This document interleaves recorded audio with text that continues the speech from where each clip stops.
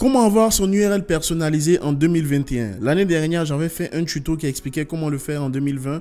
Mais là, les choses ont changé et l'emplacement a changé également pour l'URL personnalisé.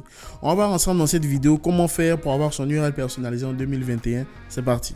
Salut, c'est William, bienvenue dans cette nouvelle vidéo, bienvenue sur ma chaîne YouTube si c'est la première fois que tu arrives ici, je te souhaite la bienvenue. Ici, je te partage les outils et les stratégies pour bâtir ton influence sur YouTube. Donc pour demander ton URL personnalisé, je vais prendre l'exemple de la chaîne de mon épouse, donc de ma femme, parce que moi je l'ai déjà fait. Donc je vais te montrer pour une chaîne, ça n'a pas encore été fait. Donc tu vois dans la colonne de droite juste ici, tu as dans ton YouTube Studio, tu as tableau de bord, contenu, playlist, etc.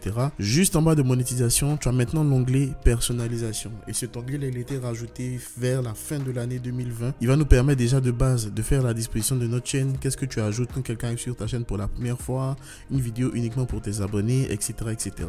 Donc c'est un onglet avec lequel tu peux jouer, c'est à toi de voir. L'onglet branding, donc c'est ici que tu peux modifier ta photo de profil, modifier ta bannière, ajouter un watermark ici.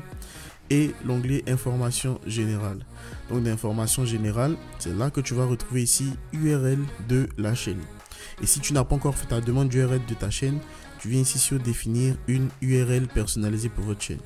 Généralement, il va te recommander de mettre directement ton nom, donc tu auras ça. Ou alors tu peux rajouter des éléments juste après. Donc je choisis celle-là, c'est ce qui me semble pertinent. Tag / /, c'est parfait. Et je vais cliquer ici sur publier. Tu vas publier. Il va te demander maintenant la confirmation de ton URL personnalisé. Et ensuite, tu cliques simplement sur confirmer. Et donc là, tu as ton URL personnalisé. On va faire le test. Si on copie, on a notre URL personnalisé qui nous ramène sur notre chaîne sans aucun problème. Donc, si tu veux supprimer cette URL là, tu peux la supprimer ici. Donc, tu cliques sur supprimer. Dans à propos, tu as URL personnalisé. Tu vas cliquer là. Et ensuite, ils vont te demander de supprimer ou pas. Nous, on n'a pas besoin de supprimer. C'est juste pour te montrer au cas où. Donc, pour avoir une URL personnalisée, il faut que tu aies une bannière YouTube personnalisée.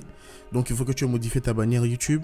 Il faut également que tu aies modifié ta photo de profil sur YouTube. Il faut que ta chaîne ait plus de 30 jours. Donc, au minimum un mois. Il faut que ta chaîne ait plus de 30 jours. Et il faut que tu aies un minimum de 100 abonnés. Sans ces conditions-là, tu ne pourras pas avoir ton URL personnalisé. L'URL personnalisé, ça reste un détail, mais si tu veux apprendre encore plus de choses sur YouTube concernant les fonctionnalités et les outils que YouTube met à ta disposition, j'ai fait cette playlist spécialement pour toi afin que tu puisses voir les différentes possibilités et fonctionnalités qui existent sur YouTube.